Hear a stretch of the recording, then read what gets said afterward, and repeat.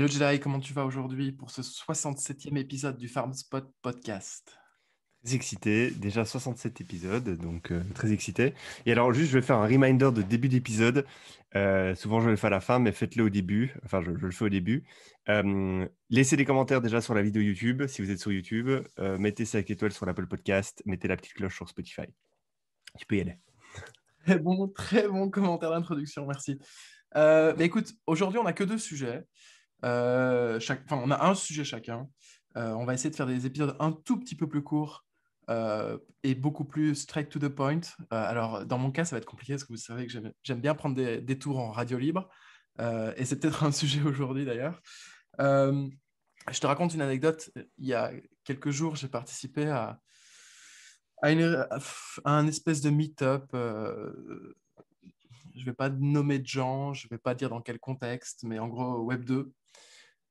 Euh, j'ai eu une révélation en moi, et je pense que toi, tu vas pas forcément être d'accord, parce que tu es beaucoup plus apaisé que moi sur ce genre de sujet, et on a déjà eu cette discussion en privé.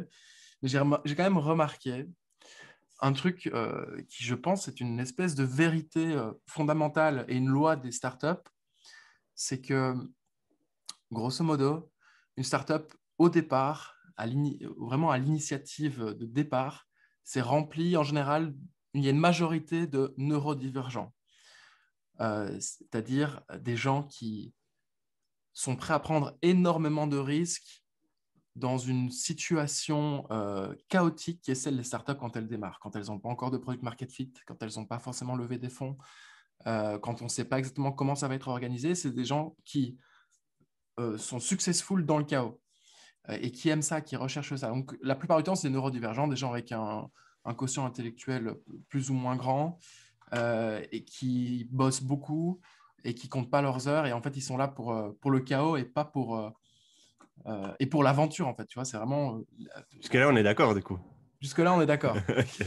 Et j'ai remarqué, du coup, ce que j'ai remarqué en rencontrant ces gens lors d'un meet-up, c'est qu'au fur et à mesure qu'une startup grandit, qu'elle lève des fonds, qu'elle se structure, qu'elle se processise, euh, qu'elle euh, qu'elle a des clients, etc. Je ne sais pas si c'est un indicateur de succès ou d'échec d'une startup sur le long terme, mais en général, ces gens-là ont tendance à être écrémés, à être mis en dehors de l'équation, à être mis sur le côté. Donc, des fois, ils sont virés, des fois, c'est eux qui partent, qu'ils n'en peuvent plus, et d'être remplacés par et c'est un mot péjoratif, mais qui n'est pas forcément dans ma tête, c'est des normies. Des gens qui viennent et qui ont besoin d'une structure, qui ont besoin d'être accompagnés, qui ont besoin qu'on leur dise tu fais quoi, à quelle heure, quand, comment, et qui, eux, du coup, sont successful dans ce genre d'environnement. Alors, tel que je l'avais imaginé dans ma tête, ce sujet-là, c'était beaucoup plus radical que ça, et j'ai pas envie de me tirer des balles dans le pied et d'être méchant. Mais du coup, moi, je sais bien que je fais partie des gens qui, actuellement, dans l'état actuel de ma vie, sont beaucoup plus heureux dans l'étape 1 de la startup, l'étape où c'est le chaos. Euh, et, euh, et du coup, ce dont j'avais envie de te parler aujourd'hui, c'est d'un type que j'ai remarqué, qui est, à mon avis, qui rentre dans la catégorie neurodivergent et qui, selon moi, a beaucoup de poésie. Et c'est un peu la poésie des... On a déjà eu cette conversation, mais des mecs qui ont un grand cœur ou une espèce de mission en eux, et tu vois que ça fonctionne pas. Et moi, c'est ce que je cherche dans la vie, c'est les underdogs, c'est les gens avec qui je m'entends bien, c'est les mecs, ils sont talentueux, ils sont capables, ils sont compétents, ils sont intelligents, ils ont l'air gentils en tout cas quand tu leur parles, mais pour qui ça n'a pas l'air de fonctionner. Tu les verras jamais passer, enfin, probablement jamais passer dans Brut, tu les verras jamais passer sur Welcome to the Jungle, tu les verras jamais passer dans des épisodes de podcast trop cool où ça devient des stars. En gros ils sont comme imperméables à cette starification de l'entrepreneur, et pourtant, c'est des mecs qui font des trucs extraordinaires on the side, dans leur garage, etc. Et là, je vais te parler d'un mec. Alors, s'il écoute ce podcast un jour, mec, je ne sais pas si tu rentres exactement dans cette catégorie que je viens de décrire, mais de toute façon, c'était très positif dans mon esprit, la façon dont je l'ai décrit, il n'y a pas de méchanceté, et je fais partie de ces gens-là. Il s'appelle Jonathan Quiles, et c'est le fondateur d'un produit qui doit être utilisé aujourd'hui par une poignée de gens qui s'appelle Vigibot. Alors, je te conseille d'aller sur Vigibot. Tu tapes Vigibot dans Google, tu vas voir. En gros, je te fais d'abord la bio de ce type. C'est un mec qui travaille dans les robots, dans la robotique, pardon. Il a cofondé en tant que CTO une boîte qui s'appelle Octopus Robot à la base. En gros, c'est une boîte qui crée des robots qui étaient envoyés dans les poulaillers industriels et qui, en gros, désinfectaient, décontaminaient tous les poulaillers pendant la grippe aviaire. Ils ont fait une Ok. introduction, une IPO en bourse sur la bourse de Paris. Il a quitté sa boîte. À mon avis, il a dû quitter d'ailleurs avant l'IPO parce que ça fait partie de l'espèce de... Là, c'est euh, pure spéculation de ma part, mais c'est le genre de type qui part avant l'IPO, donc qui passe les gains de son travail lui passent souvent sous le nez. Alors, je ne sais pas si c'est son cas à lui, mais en général, c'est une espèce de scénario que j'ai remarqué qui était souvent présent. Il a quitté, il a fondé un forum de makers de robots qui s'appelle robotmaker.fr. En gros, c'est un forum avec des tutoriels et un e-com attaché où ils vendent des pièces détachées de robots, etc. C'est un forum qui a l'air quand même bien utilisé donc par une petite communauté de makers de robots en France, un forum francophone du coup, par-dessus lequel il a créé Vigibot. Et Vigibot, en gros, le principe, si je devais le pitcher, c'est le Twitch du robot. En gros, les gens, les makers de robots, peuvent connecter leur robot à la plateforme Vigibot. Et toi, n'importe qui dans le monde qui se connecte sur Vigibot peut contrôler les robots à distance chez les gens et les faire se voyager dans la maison, les faire voyager dans le garage. Tu peux te connecter, tu vois, il y a un mec qui a installé un robot caméra dans sa voiture, dans son parking, un parking qui est commun avec d'autres gens. Tu peux te connecter à 1 h du matin et voir ce qui se passe dans le parking. Tu vois, tout ça. Donc, c'est absolument génial. C'est une infrastructure tech qui est gigantesque, à mon avis. Et tu vois que c'est des génies qui ont codé ça, des génies incompris, du coup, qui ont codé ça. Je pense qu'il doit y avoir vraiment une poignée d'utilisateurs. Il doit y avoir 50 utilisateurs. Enfin, je dis ça aussi, c'est de la spéculation, mais quand je me connecte, je vois pas souvent des nouvelles têtes. Je vois pas beaucoup de robots qui sont connectés. Mais toute l'infrastructure tech est là. Et ça fonctionne, et tu peux vraiment te balader avec les robots partout dans la maison. Et puis, tu as des robots qui font des trucs un peu extraordinaires. Tu peux parler dans un chat en dessous du robot. Donc, c'est vraiment le Twitch du robot, contrôlé à distance par n'importe qui. Et quand je dis contrôler, tu peux vraiment aller à gauche, à droite, tu peux te balader, tu peux monter la tête, descendre la tête, enfin tout Ouais, là, est... je suis sur un robot, alors je suis pas connecté, mais je vois que je peux faire plein de choses. Ouais. Ouais, c'est génial. Et du coup, par-dessus Vigibot, il a créé Vigirobotique, qui est du coup la même chose, mais pour le B2B. Donc, il y a un marché de la surveillance robot, que ce soit par drone ou par robot dans les usines, Ok. etc., où en gros, tu pourrais dire, bon ben voilà, le télésurveillant, à place d'être sur place et d'être confronté potentiellement à un risque, ou bien alors d'être sur place et de ne pas pouvoir travailler à distance pendant le Covid, etc., ben, il peut avoir un robot et pendant la nuit, le robot lui indique, OK, il y a un mouvement bizarre à ce moment-là, prends contrôle du robot et balade-toi dans l'usine pour voir si tout est OK. Balade-toi pour aller voir les compteurs, balade-toi pour aller voir s'il y a une intrusion, etc. Donc, il y a potentiellement un marché. La dernière fois que j'ai parlé à Jonathan, je pense qu'il était en discussion pour closer un premier client. Mais tu vois, ça a du mal enfin, ça a l'air d'avoir du mal à se lancer. Et pourtant, le produit est déjà là. Et pourtant, ça fonctionne bien. Et pourtant, je trouve ça super marrant. Donc, alors, à l'époque, quand j'ai discuté avec lui, j'avais regardé un petit peu partout sur s'il y avait d'autres concurrents. Et en effet, il y a vraiment des Twitch du robot de combat qui se sont lancés. Et en gros, Hmm. tu as des robots, tu les fais se rencontrer dans une arène et c'est les mecs qui, à distance, se battre ensemble leurs robots. J'ai Tout regardé est une émission à médiatisé. l'époque sur MTV Ouais, là-dessus, les robots, tu sais, les fights de robots, et encore toujours ouais. maintenant, j'ai une chaîne YouTube qui fait ça. Mais là, du coup, ouais, c'est n'importe qui pourrait potentiellement Mhm. utiliser des robots. Ok. Donc voilà.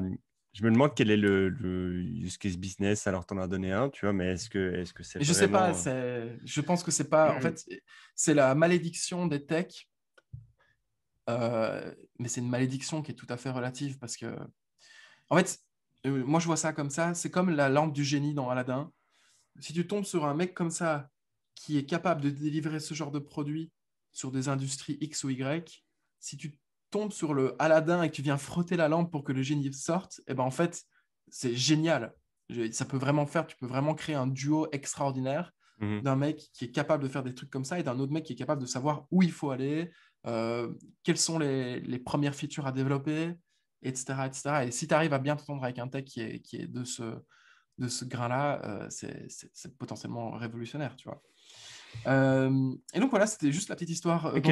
dont je voulais parler. Le Twitch du robot, ça existe Et t'as déjà. t'es toujours en C'était par un relation avec Français. ce mec? Ouais, enfin, on se parle de temps en temps sur WhatsApp. Et aux dernières nouvelles, je pense qu'il faisait un peu de freelance, bah, du coup, pour mettre du beurre dans les épinards. Mais voilà, j'ai pas encore un framework. En fait, si je reviens à la base, j'adore ce genre de profil. C'est des profils avec lesquels je m'entends naturellement super bien. Mhm. J'adore le fait de savoir qu'ils sont underdogs, c'est-à-dire qu'il n'y a pas beaucoup de gens qui arrivent à capter leur valeur. Mais pourtant, j'ai pas encore un système bien établi dans ma tête de OK, ces gens-là, il faut leur donner de l'argent. OK, ces gens-là, il faut en fait qu'ils trouvent un business partner. OK, ces gens-là, en fait, c'est comme ça changera peut-être pas sauf sur des cas très minoritaires. Toute leur vie, ils vont faire des projets absolument géniaux, mais connus de personne. Et tu vois, j'ai pas encore une relation, j'ai pas encore un framework très clair par rapport à ce genre de cas, mais j'en rencontre beaucoup. Mhm. Euh, et c'est absolument génial. Voilà, il y a beaucoup de poésie là-dedans. Tu vois, la poésie des génies incompris, c'est quelque chose Mhm. qui Mhm. me passionne beaucoup. Et voilà. Je ne sais pas si toi, tu en connais de ton côté des mecs comme Oui, ça. oui, bah, j'en rencontre beaucoup, surtout récemment, évidemment. Et c'est toujours particulier. En fait, il faut que la personne, elle ait un business sense très fort. Et tu as juste des gens qui ont de l'or dans les mains pour construire des choses, mais ils ont un business sense en dessous de le niveau de la mer, quoi. Hmm. Et c'est des gens, ils comprennent pas, tu vois, parce qu'ils comprennent pas les logiques business, ils comprennent pas les intérêts de chaque acteur, ils comprennent pas euh, comment délivrer de la valeur, ou alors ils peuvent délivrer de la valeur, mais ils comprennent pas comment la transmettre à l'oral, tu sais, en Mhm. sales.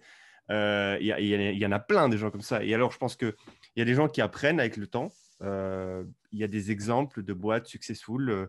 Alors, je n'ai pas le mythe dirait que les fondateurs d'Algolia étaient des bits en business sense, Hmm. mais qu'ils ont appris avec le temps, ils sont entourés des bonnes personnes et ils ont réussi à créer une billion-dollar company.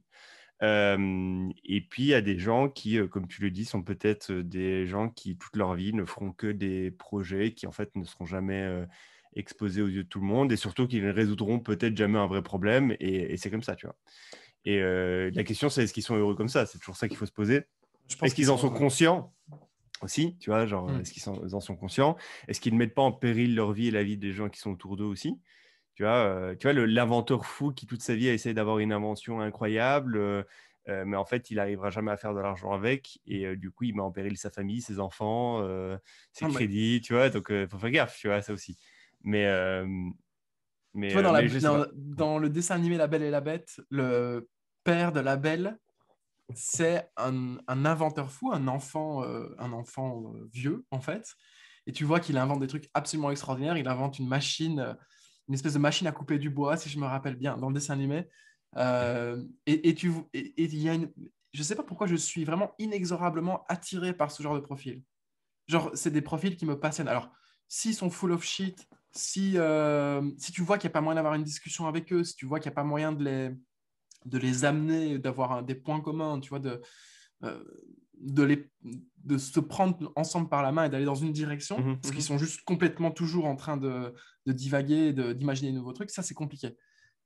Mais dans ce cas-là de Jonathan Goulet, ça avait l'air de quand même. Enfin, tu vois, il a quand même fait une boîte qui était IPO. Ouais, non, non, non, c'est Je ça. sais pas si.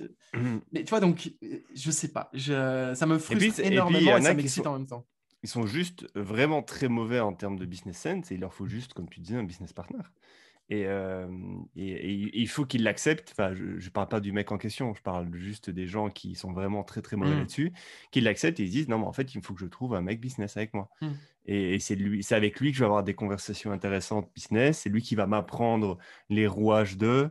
Et je vais aussi un peu lui faire confiance parce que je pense qu'il est intimement meilleur que moi sur ces questions-là. Et Et est-ce ouais. que je me trompe si je dis que dans la culture euh, de notre écosystème, en général, les business people sont mal perçus ou perçus comme des opportunistes.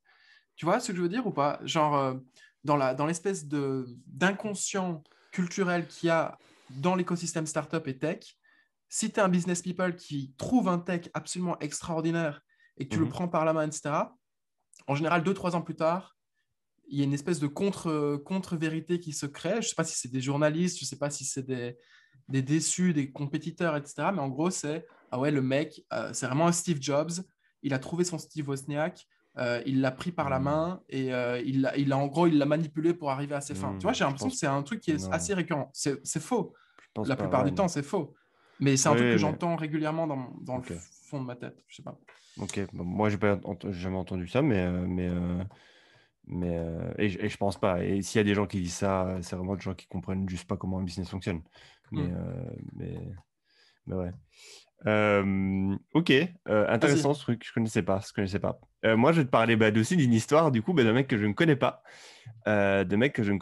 mais qui vient de faire quelque chose qui a un peu fait du bruit dans la presse people. Et du coup, je vais te raconter son histoire. En fait, la maison la plus chère de Los Angeles vient d'être achetée par un mec et le Hmm. prix de cette maison coûtait. Ah, tu l'as vu? Tu me dis. Ah, ok. Vas-y, Et- vas-y. ok. Du coup, c'est la maison la plus chère de Los Angeles vient d'être achetée 100 millions. Et le mec qui l'a acheté, c'est un mec un peu particulier, qui a une histoire particulière. Et en gros, je vais vous raconter de l'histoire de ce mec et comment il est arrivé à une richesse telle qu'il peut se permettre d'acheter une maison à 100 millions, la maison la plus chère de Los Angeles. Cet homme s'appelle Richard Sagan. Il est né en 82 d'une famille juive, mi-juive, mi-iranienne, et qui a fui la guerre, donc qui ont immigré aux États-Unis. Et sa famille juive iranienne, elle est depuis très longtemps active dans le retail de la mode féminine. Donc, ils avaient des boutiques de mode féminine, ils avaient des steaks dans des manufactures et autres. Donc lui, grandissant, il fait des études et en 2006, il se dit, bah, en fait, j'ai envie de suivre le même chemin que mes parents et donc je vais aussi me lancer dans le retail de la mode féminine et donc je vais ouvrir des boutiques, mais je vais le faire at scale et je vais ouvrir une centaine de boutiques partout dans les États-Unis où je vais vendre des vêtements pour femmes sur un certain type de vêtements qui vont être des vêtements pas chers et qui te permettent de sortir en boîte. Donc ça va être des vêtements sexy pour les femmes mais qui vont pas coûter bonbon, mais qui vont être avec des matériaux plus ou moins convenables, pas Hmm. excellents, mais plus ou moins convenables, et qui te permettent de sortir en soirée pour pas trop cher. Donc, il a comme objectif de lancer 100 boutiques. Au bout de quelques années, il en ouvre que, je mets bien le que entre guillemets, 6. Et en 2013, il voit le monde du e-commerce exploser. Et il voit surtout qu'il y a des concurrents qui vendent exactement les mêmes produits que lui, 2 fois le Hmm. prix, et ils ont l'air de cartonner, ils ont l'air de vendre, ça a l'air de bien fonctionner. Tout ça, c'est en 2013. Euh, à ce moment-là, il se dit, putain, merde, il y a un truc à faire sur Internet, il y a un truc à faire sur le e-commerce, mais il ne sait pas quel bout le prendre. Et l'histoire dirait que c'est typiquement le genre de mec qui va mettre 2 ans à lancer un projet au lieu de le faire en 2 mois parce qu'il a peur de l'image que les gens vont avoir de lui, et ainsi de suite. Et donc, il commence par une étape très simple. Il crée un compte Instagram au nom d'une de ses boutiques Mhm. et commence à poster des photos des meilleures robes qu'ils ont dans la boutique et qu'ils arrivent à vendre, les best-sellers en gros de la boutique physique. Au début, rien ne se passe. Au bout de quelques semaines, il voit qu'il y a ses clientes plutôt, ses clientes qui achètent dans sa boutique, qui ont repéré son compte et du coup commencent à faire des photos d'elle avant d'aller en soirée, en robe, avec les robes que lui vend, et commence à taguer son compte.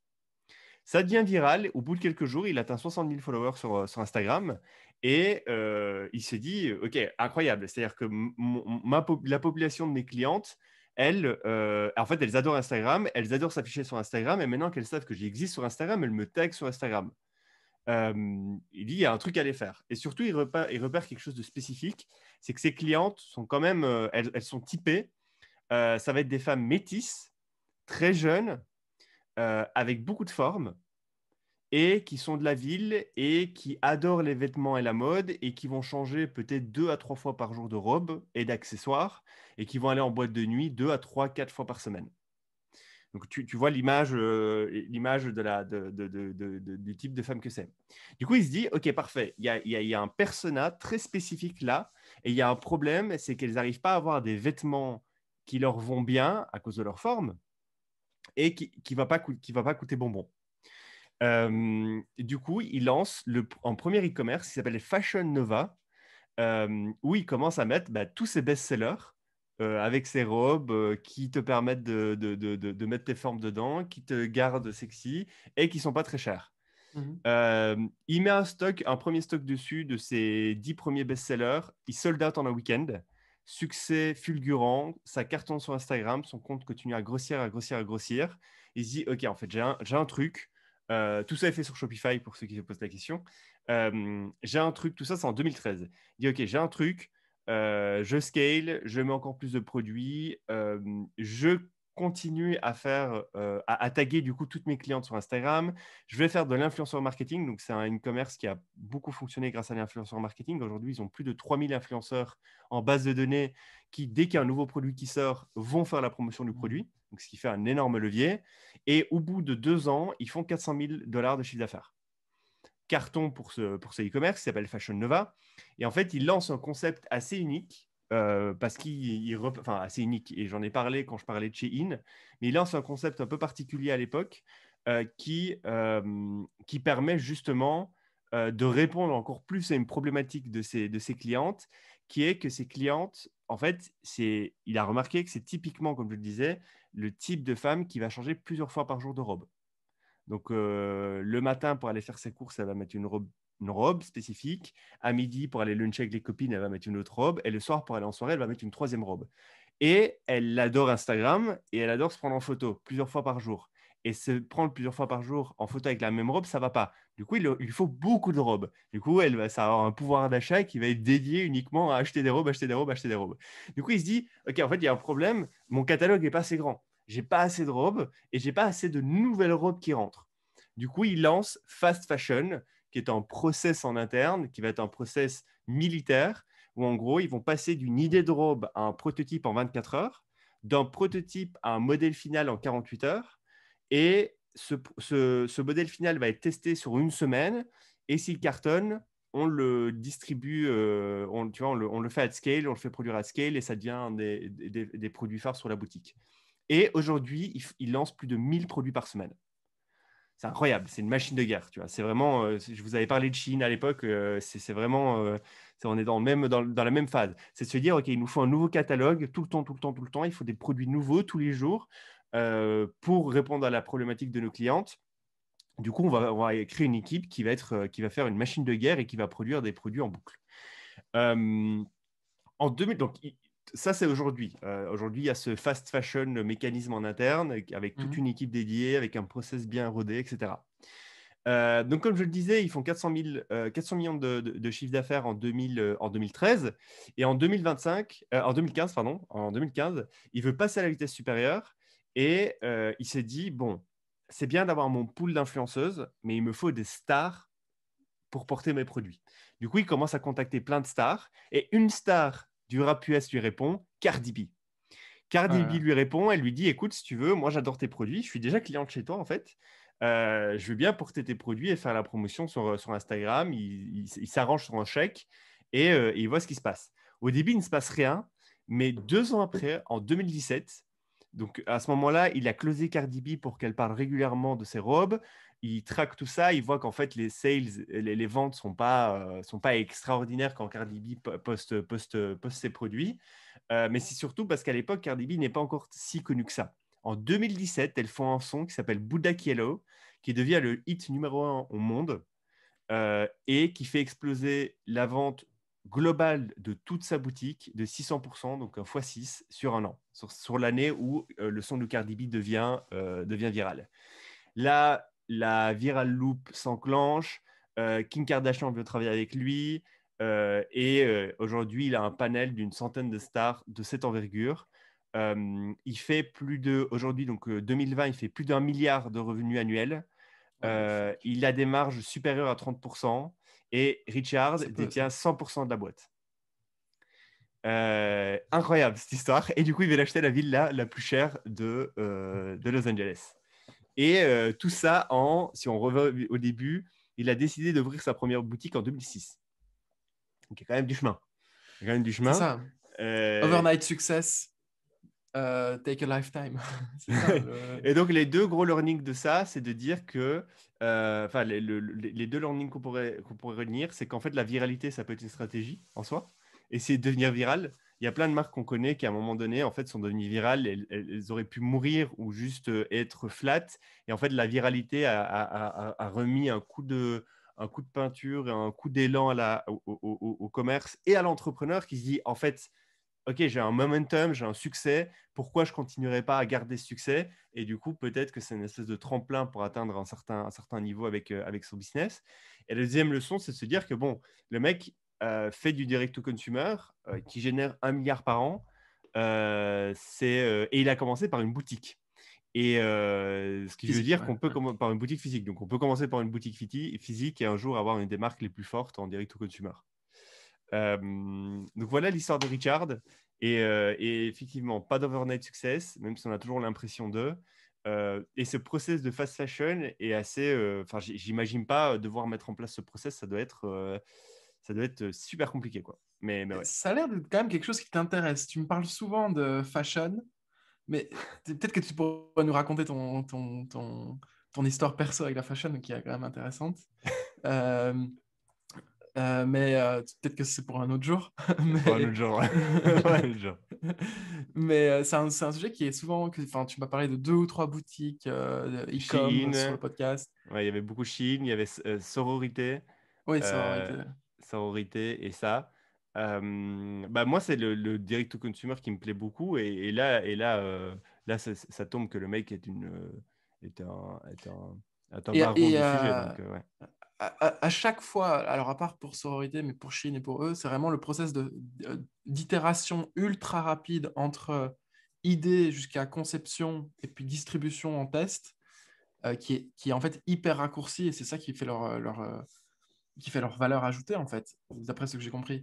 Et en effet, imagine 2 secondes que là, il n'avait pas mis en place ce process-là en interne, il s'en sortait juste avec un petit site web qui stagnait, etc., mais qui faisait quelques millions de dollars de chiffre d'affaires par an, et que en effet Cardi B explose, mais qu'il n'a pas fait tout le travail en avance pour le jour où, Mm, mais en mm, fait, il mm, n'aurait pas été capable de suivre le truc, il serait probablement plus aujourd'hui là pour en parler de la même façon, tu vois. mm, mm, Donc, mm, mm, ouais, mm. pas d'overnight success. Ça, c'est une leçon que j'ai du mal à. Enfin, je la comprends, je la conçois, je l'ai intégrée, mais pourtant, j'ai du mal à me dire, OK, en fait, tout ce que je fais là, moi, à titre personnel, c'est dans 10 ans que ça va vraiment porter ses fruits. Tu vois, genre, j'ai l'impression que ça va porter ses fruits dans 1 an, dans 2 ans. Et qu'après, il n'y aura plus de sujet, tu vois. Mais en fait, non, c'est dans 10 ou 20 ans que ça va porter ses fruits. Un peu à la Elon Musk qui reprend SpaceX en 2001, et puis, ou un peu plus tard, et qui lance sa première roquette successful en 2012, un truc comme ça, tu vois. Genre, Mm, mm, mm, mm, mm. il y a tellement de travail qui doit être mis en place avant d'arriver à ce qui paraît être un overnight success. Et tout le concept du marketing, en fait, c'est aussi de faire croire que c'est un overnight success. Ça fait Mm. partie du délire. C'est ça qui est fort. Et du coup, tu as regardé la villa qu'il a achetée? Ouais, j'ai regardé la villa, elle est pas mal. C'est pas le genre de villa qui moi m'excite, mais elle est pas C'est mal. pas une tiny house pour Jedi, quoi. Non, pas une tiny house, mais vous pourrez aller la voir. De toute façon, vous tapez 100 millions villa LA. Et, bon, ça a fait un peu le bruit cette semaine. Apparemment, cette villa était à vendre à demi-milliard. Le mec n'arrivait pas à la vendre, il l'a descendu à 350, il n'arrivait pas à la vendre, il a descendu à 100, et là, il est parti. Hmm. Mais voilà, c'est la fin de Voilà. l'épisode. C'est la fin de l'épisode. 2 petites histoires. Qu'est-ce qu'on a d'autre à dire à nos auditeurs? On a dit des choses au début. C'était pas mal. TikTok. Allez nous follow sur TikTok, les gars. Ouais, Je suis sûr que tout le monde a un compte TikTok. Il suffit de nous ouais. follow et de nous aider un peu. Euh, Là, ça devient urgent qu'on passe à 10K, 20K auditeurs. Enfin, en tout cas, pour nous deux, ça devient vraiment l'objectif. Du coup, si vous pouvez peser dans la balance positivement pour nous aider à y arriver, ça nous fera énormément gagner de temps et ça nous fera très plaisir aussi. Vraiment. Voilà. Cool. Like, share et Commentaire. à Sionara. À la prochaine, à l'épisode Ouais, 68. Ciao, ciao. ciao.